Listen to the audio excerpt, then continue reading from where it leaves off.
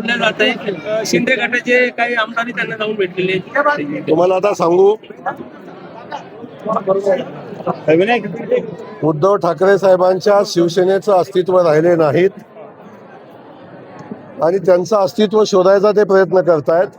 कदाचित येणाऱ्या निवडणुका ते अभिजित दिपकेंच्या नेतृत्वाखाली लढतील आणि शिवसेना त्याला नेता म्हणून मान्य करेल.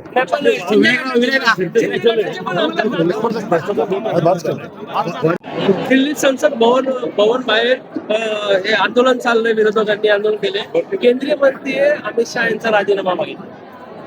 हे मुळात काय झालंय की विरोधी पक्षांना काय काम नाही, काही अजेंडा नाही.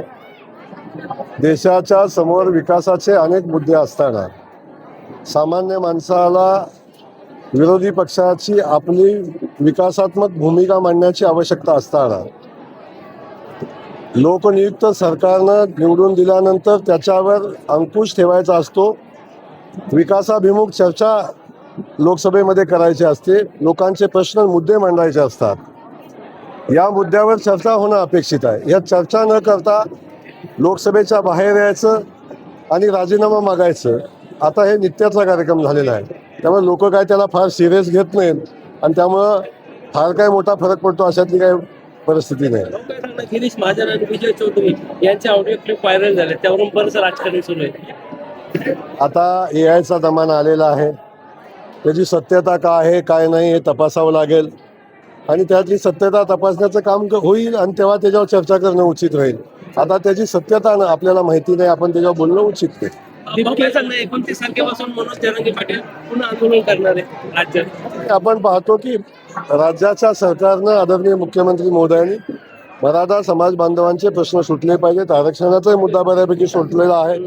त्यामध्ये काही गॅझेट लागू करण्यासंदर्भात जरांगे पाटलांची जी भूमिका आहे त्या बाबतीत सरकार सकारात्मक आहे. पण शेवटी एक आहे की हा सगळा इफेक्ट त्याला काही कालावधी लागत असतो. शेवटी कुठलीही गोष्ट लगेच आपण निर्णय घेतला आणि लगेच होते असं होत नाही. त्यामुळे त्या दृष्टीनं सरकार काम करते आणि मनोजदादांचं समाधान होईल अशा पद्धतीने सरकार काम करेल. पालखी सोहळ्यावर इश्यू जो आहे त्यामध्ये देहू हा जो रस्ता आहे तो प्रलंबित आहे, बरेच दिवसापासून प्रलंबित आहे. त्याच्यावर चर्चा झालेली आहे. तो रस्ता तातडीनं पूर्ण करण्याच्या सूचना माननीय मुख्यमंत्री महोदयांनी दिलेल्या आहेत. त्यातल्या अडचणी काय आहेत याही संदर्भात आम्ही माहिती घेतोय. त्या सगळ्या अडचणी सोडवू आणि तो रस्ता तातडीनं पूर्ण करू.